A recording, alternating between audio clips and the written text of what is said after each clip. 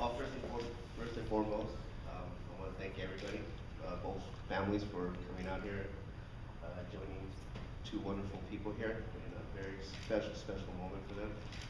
Special thanks to all those people that traveled a really long way just to be here with them. Um, when I met Gabriel, I want to say probably about almost 3 years ago. We both worked at a department store doing freight. Um, for about 2 weeks, we really got to talking. A little bit after 2 weeks is when he kind of started opening up a little bit more to me. Um, Little did I know that a week after that, he was going to be asking me, or he was going to be telling me a story about a wonderful woman that he knows. And for 2, 3 solid weeks, that's all he would talk about. I mean, it's just a special woman, a woman of his life. And if you were What able was her to name? see the look in his eyes, I mean, everybody knows Gabriel. Gabriel's the but when he talked about marrisa, I mean, he just became Jallo. You know, he just became Jallo. And I always question him, man, where's that tough guy? No, where's that tough guy? And one day he came in with the biggest smile on his face, and I think that's when he decided to kind of propose to her. And now we are here celebrating their beautiful wedding together. And I want to say thank you for inviting me. I want to thank all of you for coming out. And let's raise our glasses up into a long, prosperous, happy, wonderful life to Marrisa and Gabriel. Cheers. Cheers.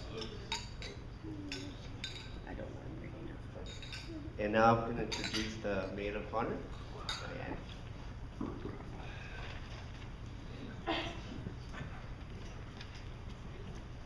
My name's Diane Holste. I'm a friend and former coworker of Marissa's. I first met Marrisa several years ago when we worked together at Banfield. She just moved to Colorado from Indiana and had joined our practice as a veterinary technician. Now, if you've seen Marrisa in the workplace, she's amazing. She has such a bond with both humans and animals, it's almost instantaneous.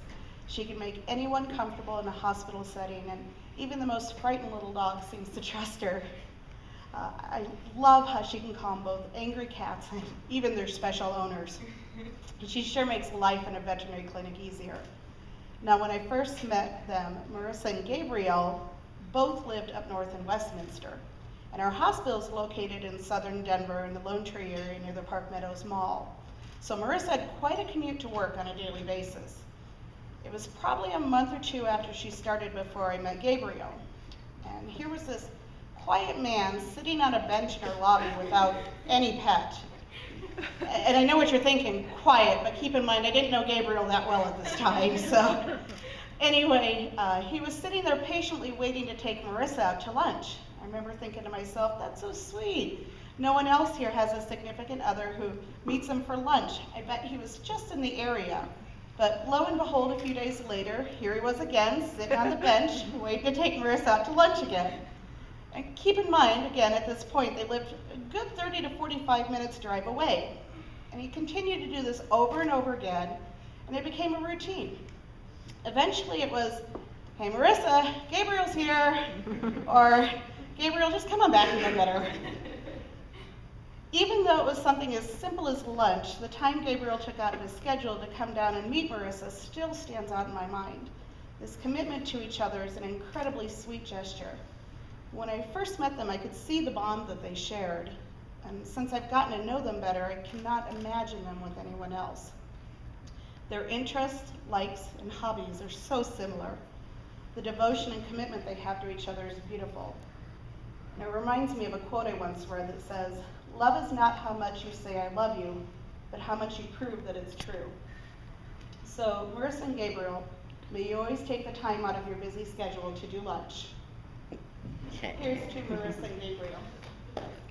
Here. I slam on the first one, sorry. That's right, you can clap for it. Yay! All right. Ow!